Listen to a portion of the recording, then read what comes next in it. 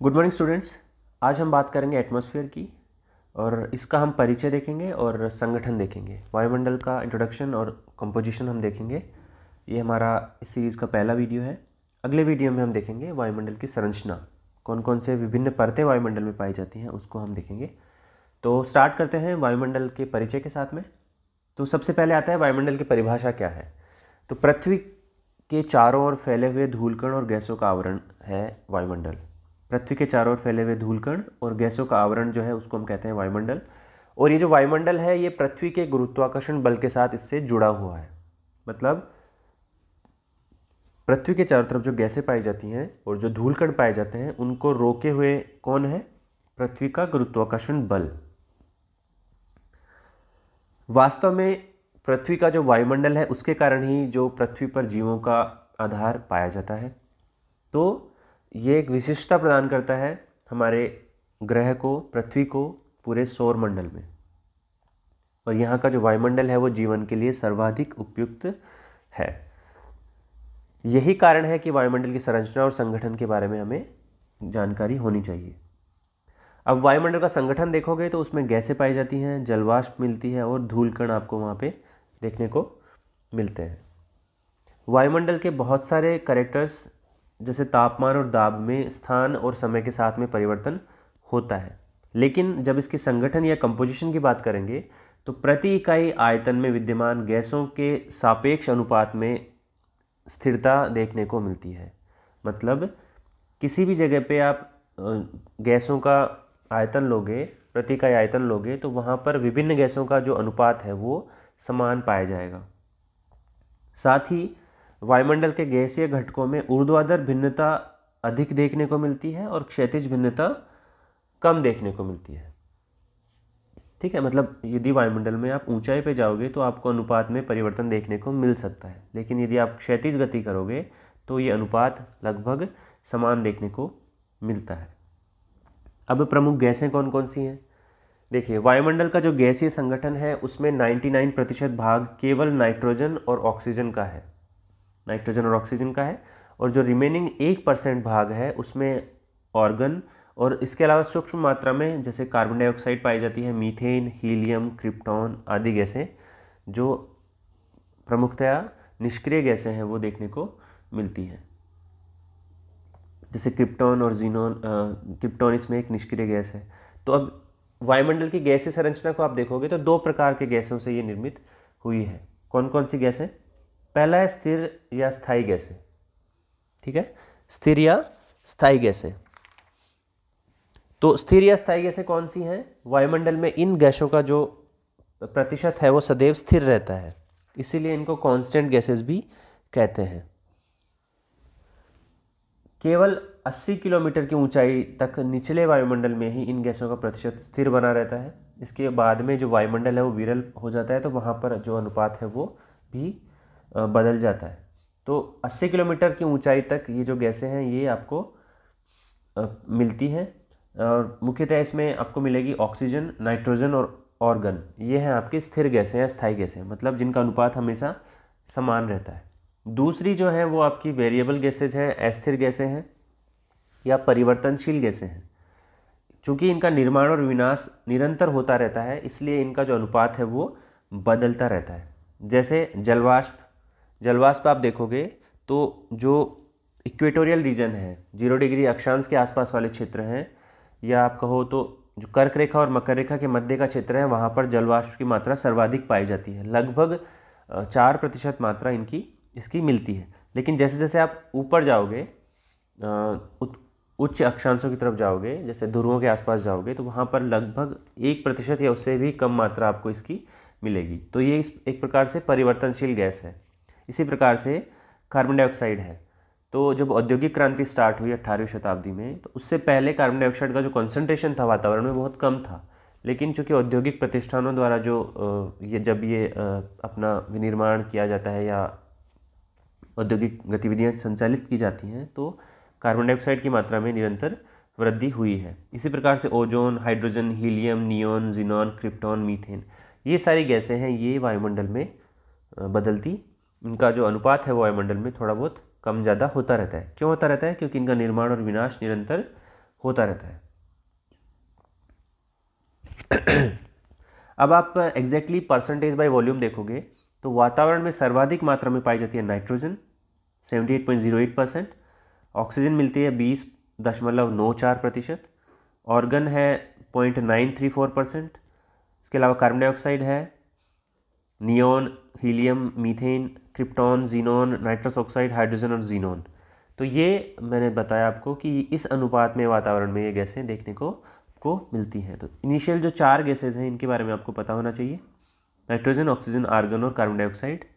क्योंकि कई बार एग्जाम में पूछ लिया जाता है कि निम्नलिखित गैसों को उनके वातावरण में आयतन के प्रतिशत के रूप में आप बताइए। तो सबसे ज़्यादा नाइट्रोजन, उसके बाद ऑक्सीजन, आर्गन और फिर कार्बन डाइऑक्साइड। ठीक है, ये जैसे फिर देख सकते हैं लगभग 21% ऑक्सीजन है और 78% आपकी नाइट्रोजन है। तो जो 99% जो गैसेज हैं वो ऑक्सीजन और नाइट्रोजन है। इसमें ऑक्सीजन अत्यंत सक्रिय गैस है और नाइट्रोजन अपेक्षाकृत थोड़ी कम सक्रिय गैस है।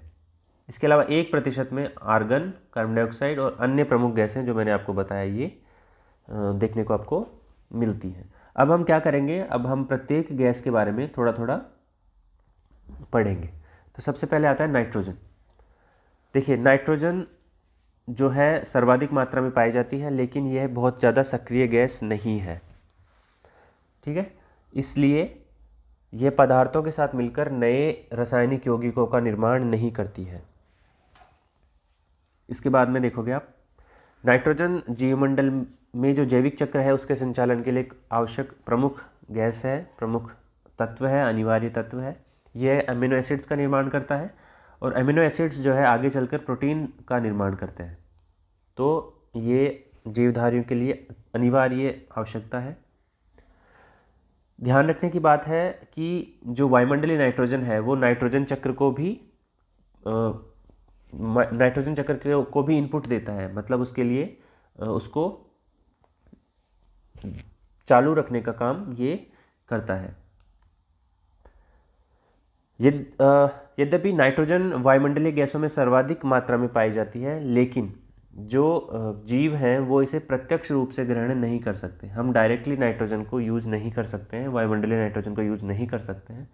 तो उसके लिए होता है नाइट्रोजन स्थिरीकरण या नाइट्रोजन फिक्सेशन की क्रिया।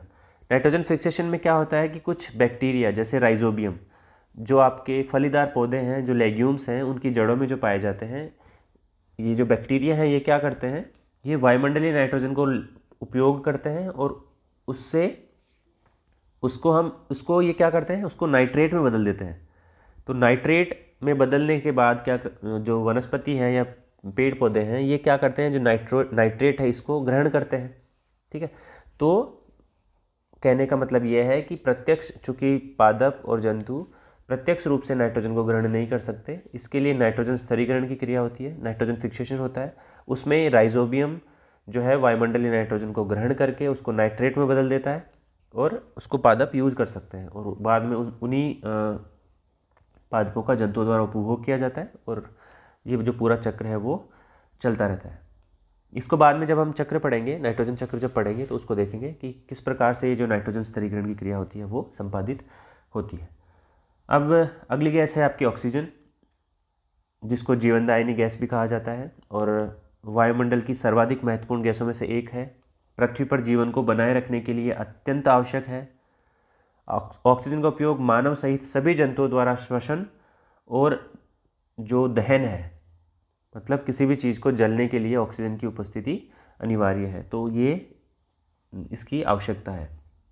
इसके अलावा ऑक्सीजन का निर्माण कैसे होता है, जो हरे पेड़ पौधे हैं या जो फाइटोप्लैंक्टन्स हैं या पादप प्लवक हैं, ये प्रकाश संश्लेषण के माध्यम से ऑक्सीजन का निर्माण करते हैं। प्रकाश संश्लेषण में क्या होता है, आपका CO2 और H2O मिलके पर्णहरित और प्रकाश की उपस्थिति में C6H12O6 मतलब ग्लूकोज बनाते हैं, साथ में जो ऑक्सीजन होती है वो रिलीज होती है। तो ऑक्सीजन का निर्माण होता है इस क्रियाविधि के द्वारा।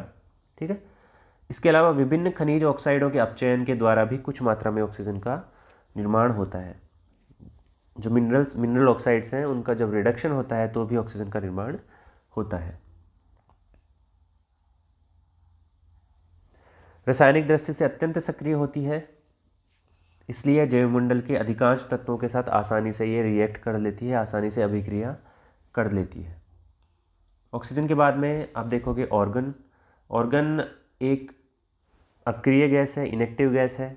वायुमंडल से प्राप्त ऑर्गन का उपयोग औद्योगिक प्रयोजनों के लिए होता है। इंडस्ट्रीज़ में इसका उपयोग किया जाता है, जैसे बल्ब बनाने, वेल्डिंग करने आदि में इसका उपयोग किया जाता है। सबसे इम्पोर्टेंट जो चीज़ है वो हम देखनी है अभी, कार्बन डाइऑक्साइड। तो कार्बन डाइऑक्साइड है परिवर्तनशील गैस है, वेरिएबल गैस है। इसका उत्सर्जन पृथ्वी के आंतरिक भागों में, श्वसन के दौरान, मृदा निर्माण प्रक्रियाओं में, निर्वनीकरण और दहन आदि के समय इसका निर्माण होता है। देखो, कार्बन डाइऑक्साइड जो है वो मेट्रोलॉजी या मौसम विज्ञान की दृष्टि से एक प्रमुख गैस है। क्यों है? क्योंकि यह सौर विकिरण तरंगों के लिए पारदर्शी होती है। जो शॉर्ट वेव रेडिएशंस होती हैं उनके लिए तो ये पारदर्शी होती है, लेकिन पार्थिव विकिरणों या टेरेस्ट्रियल रेडिएशन या लॉन्ग वेव रेडिएशन जो होती हैं उनके लिए अपारदर्शी होती है। मतलब कहने का ये है कि जैसे सपोज करो ये पृथ्वी का धरातल है, वायुमंडल है, ठीक है, ये वायुमंडल है। जो सूर्य से किरणें आ रही हैं जिनको सौरिक विकिरण कहते हैं हम, ठीक है, शॉर्ट वेव रेडिएशन जिनको बोलते हैं, तो इनके लिए तो ये वायुमंडल में जो कार्बन डाइऑक्साइड पाई जाती है ये पारदर्शी है, मतलब इनको आने देती है। लेकिन जैसे ही ये धरातल से पुनः लौटती है, टकरा के जब ये किरणें पुनः लौटती हैं तो ये बन जाती हैं लॉन्ग वेव रेडिएशन या पार्थिव विकिरणें, मतलब धरती द्वारा विकिरित जो विकिरणें हैं वो, ठीक है। इन विकिरणों को ये जो कार्बन डाइऑक्साइड यहाँ पर पाई जाती है वो अवशोषित कर लेती है। इसके वजह से क्या होता है कि जो तापमान है वो बढ़ जाता है, ठीक है, और ये एक प्रकार से ग्रीन हाउस गैस की भांति काम करती है। तो कहने का मतलब ये है कि कार्बन डाइऑक्साइड की उच्च सांद्रता वातावरण में तापमान को बढ़ाने का काम करती है, ठीक है। अब देखते हैं ओजोन या O3। ओजोन एक महत्वपूर्ण गैस है जो ऑक्सीजन का ट्राई एटॉमिक रूप होती है, ठीक है, मतलब ओजोन में ऑक्सीजन के 3 परमाणु आपको देखने को मिलते हैं। ओजोन जो है पर्यावरण में कुछ विशेष जगह पर ही पाई जाती है, कुछ मात्रा में हालांकि सब जगह पाई जाती है, लेकिन इसका सर्वाधिक जो सांद्रण है, सर्वाधिक कॉन्सेंट्रेशन है वो 10 से 50 किलोमीटर की ऊंचाई तक पाया जाता है, और विशेष रूप से 12 से 35 किलोमीटर की ऊंचाई पर समताप मंडल के निचले भाग में ये संकेंद्रित होती है। इसी कारण से इसको बोलते हैं समताप मंडलीय ओजोन या स्ट्रेटोस्फेरिक ओजोन भी कहते हैं। आगे हम अगली क्लास में देखेंगे वायुमंडल की जो परतें हैं उसमें एक परत पाई जाती है समताप मंडल, उसमें इसका सांद्रण पाया जाता है। 12 से 35 किलोमीटर की ऊंचाई में ये सर्वाधिक मात्रा में पाई जाती है, ठीक है। और इसका निर्माण कैसे होता है? इसका निर्माण होता है वायुमंडल में 80 से 100 किलोमीटर की ऊंचाई पर पराबैंगनी विकिरण या तड़ित झंझा के दौरान जब विद्युत विसर्जन होता है तो जो ऑक्सीजन के अणु हैं उनमें विलगाव या विखंडन हो जाता है। मतलब जो O2 है ये ऐसे मान लो ये 2 ऑक्सीजन के परमाणुओं में टूट गया, ठीक है। उसके बाद में क्या होता है, जो ऑक्सीजन है वहाँ पे उपस्थित वो ये जो परमाणु है उससे जुड़ के बना दिया इसने O3 या ओजोन। तो ये जो O3 है ये क्या है, ऑक्सीजन का ट्राई एटॉमिक स्ट्रक्चर है, ट्राई एटॉमिक रूप है, ठीक है। तो इस प्रकार से हमने देखा कि ये विलगाव होता रहता है और ऑक्सीजन के दो अलग अलग अणुओं में टूट जाता है। ऑक्सीजन बताया ना मैंने O2 आपका O+O में टूट गया, और ये टूटे हुए ऑक्सीजन परमाणु पुनः ऑक्सीजन के अणु से क्रिया करके O3 की एक नई परत का निर्माण करते हैं, और ये नई परत जो है यही आपकी एटमॉस्फेरिक ओजोन कहलाती है, ठीक। जैसे इसमें देखोगे आप नेचुरल ओजोन प्रोडक्शन कैसे होता है, ये O है और ये O2 है, एक अणु, और ये ऑक्सीजन के 2 अणु मिलकर इन्होंने क्या बना लिया, ट्राई एटॉमिक स्ट्रक्चर O3 बना लिया। दूसरा O3 फिर टूट जाता है O2 में और O में, तो ये क्रिया निरंतर चलती रहती है। ये ओजोन का डिस्ट्रक्शन हो रहा है और ये ओजोन का निर्माण हो रहा है, ठीक। तो जब इनमें संतुलन रहता है तो जो परत है वो इंटैक्ट रहती है, परत बनी रहती है, लेकिन बहुत सारी ऐसी गतिविधियों से या क्लोरोफ्लोरोकार्बन वहाँ पर पाए जाते हैं, उनकी वजह से क्या होता है, जो ये O और O3 बन के O3 बना रहे हैं ये Cl से क्रिया करके ClO बना देता है। मतलब ये ऑक्सीजन को जो नवजात ऑक्सीजन बनी उसको यूज़ करके कुछ अन्य कंपाउंड बना देगा। इस वजह से जो है O3 बन नहीं पाता है। तो उसकी वजह से जो ओजोन की जो परत है वो विखंडित होने लग जाती है। इसको हम डिटेल में देखेंगे कैसे क्या प्रोसीजर है उसको। अभी हम बात कर रहे हैं कि जो ओजोन परत है वो समताप मंडल में आपको मिलती है। अधिकांश ओजोन का निर्माण है वो कहाँ होता है? उष्ण और उष्ण कटिबंधीय क्षेत्रों में। ठीक है, उष्ण और उष्ण कटिबंधीय क्षेत्रों में सर्वाधिक मात्रा में ओजोन का निर्माण होता है। ओजोन परत का फायदा क्या है? क्या करती है ओजोन परत? ये सूर्य से आने वाली जो पराबैंगनी किरणें हैं उनको अवशोषित करती है और उन्हें पृथ्वी की सतह पर पहुंचने से रोकती हैं। तो जो पराबैंगनी किरणें हैं उनको रोकने का काम कौन करती है? ओजोन लेयर, ओजोन परत। इस प्रकार से यह जीवमंडल की विभिन्न प्रकार की जो पराबैंगनी किरणें हैं उनसे रक्षा करती हैं। और पराबैंगनी किरणें किस लिए घातक होती हैं? क्योंकि ये कैंसरकारी होती हैं, वनस्पति को भी दुष्प्रभावित करती हैं। इसके अलावा ये टेम्परेचर को भी बढ़ाती हैं। तो इससे एक रक्षा कवच के रूप में ओजोन परत हमारी रक्षा करती है। इसके बाद में देखते हैं जल वाष्प या वाटर वेपर। देखिए, शुष्क वायु सामान्य घटकों के अतिरिक्त वायु हमने देखी, वायुमंडल में जो गैसीय कंपोजिशन था हमने देखा, उसके अतिरिक्त वायुमंडल के निचले हिस्सों में 10 से 15 किलोमीटर की ऊंचाई तक जलवाष्प देखने को मिलती है, जलवाष्प पाई जाती है और यह परिवर्तनशील गैस है। और जलवाष्प किस प्रकार निर्मित होती है? यह जल के वाष्पन, मतलब जल के वाष्प के रूप में परिवर्तित होने, और पौधे जो हैं, पादप जो हैं, वो जब वाष्पोत्सर्जन करते हैं उसके वजह से ये निर्मित होती है। यह वायुमंडल में उपस्थित ऐसी परिवर्तनशील गैस है जिसकी मात्रा ऊंचाई के साथ निरंतर घटती जाती है। जैसे जैसे हम ऊंचाई पे जाएंगे उसी मात्रा में ये कम होती जाएगी। मतलब धरातल के पास ये ज़्यादा पाई जाएगी और ऊंचाई पे जाने पे इसकी मात्रा में कमी आएगी। साथ ही इसमें जो ऊर्ध्वाधर परिवर्तन होता है वो टर्बुलेंस की वजह से होता है। वायुमंडल में बहुत सारी ऐसी क्रियाएं होती हैं जिनकी वजह से उसमें विक्षोभ उत्पन्न होता है, और ये जो विक्षोभ जब उत्पन्न होते हैं तो ये क्या करते हैं? वायु में जो जलवाष्प है उसके संचार को निचली परतों से ऊपरी परतों तक लेके जाते हैं। ठीक, जैसे जब चक्रवात आते हैं तो वो भी ये विक्षोभ का एक प्रकार है, चक्रवात। तो वो क्या करते हैं? वायुमंडल में जो ये जलवाष्प है उसका पुनर्वितरण करते हैं, मतलब उसको अन्य भागों में वितरित करते हैं। एक दूसरी और प्रमुख विशेषता क्या है कि जैसे जैसे हम विषुवत वृत्त से ध्रुवों की ओर जाएंगे तो जलवाष्प की मात्रा में कमी आएगी। गर्म और आर्द्र उष्ण कटिबंध में वायु के आयतन का लगभग 4% जलवाष्प होती है, जबकि ठंडे और शुष्क क्षेत्रों में 1% से भी कम मात्रा में जलवाष्प पाई जाती है। तो दो चीज़ें हो गई। पहली चीज़ कि जैसे जैसे हम धरातल से ऊंचाई की तरफ जाएंगे उसी क्रम में अनुपात में जलवाष्प की मात्रा में कमी आएगी। दूसरी बात हो गई कि ये 0 डिग्री है, ये 90 डिग्री है। जैसे जैसे हम निम्न अक्षांश मतलब 0 डिग्री से लेके 0 डिग्री से ध्रुवों की तरफ जाते हैं उसी अनुपात में भी जलवाष्प की मात्रा में कमी देखने को मिलती है। ठीक है, तो हमने देखा कि जलवाष्प किस प्रकार से ऊंचाई के साथ घटती है और जो अक्षांश है उसके अनुसार भी उसकी मात्रा में परिवर्तन होता है। जलवाष्प क्या करती है? सूर्यातप के कुछ भाग को अवशोषित कर लेती है और पृथ्वी से निकलने वाले ताप को संग्रहित करती है। इस प्रकार से ये भी एक ग्रीन हाउस की गैस की भांति कार्य करती है, लेकिन ये पृथ्वी को न तो बहुत गर्म होने देती है और न ही बहुत अधिक ठंडा होने देती है। ठीक है, इसीलिए इसको प्राइमरी ग्रीन हाउस गैस भी कहते हैं, प्राथमिक ग्रीन हाउस गैस भी कहते हैं। जलवाष्प का संबंध मौसमी घटनाओं से है। बादल बनना, प्रेसिपिटेशन या वर्षा होना, ये सब जलवाष्प की मात्रा पर निर्भर करता है। जलवाष्प के संघनन की क्रिया में, मतलब जलवाष्प का जब संघनन या कंडेंसेशन होता है उसमें विशाल मात्रा में गुप्त ऊष्मा निर्मुक्त होती है, जिसकी वजह से क्या होता है? चक्रवात और अन्य मौसमी जो परिघटनाएं हैं, जो मौसमी घटनाएं हैं वो घटित होती हैं। जलवाष्प वायु को स्थिर और अस्थिर करती है। देखिए, जलवाष्प की मात्रा कम होती है तो वायु होती है स्थिर, और जब वायुमंडल में जलवाष्प की मात्रा अधिक होती है तो वो अस्थिर होती है। अधिक मात्रा अस्थिरता दिखाती है और कम मात्रा स्थिरता दिखाती है। यदि जलवाष्प ही नहीं होगा वायुमंडल में तो जो मौसमी परिघटनाएं हैं वो घटित नहीं होंगी। लेकिन यदि वायुमंडल में जलवाष्प की मात्रा अधिक होगी तो जो वायु राशि है वो अस्थिर होगी, इनस्टेबल होगी। ठीक,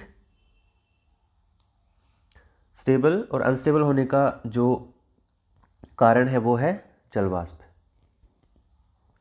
अब देखते हैं धूलकण।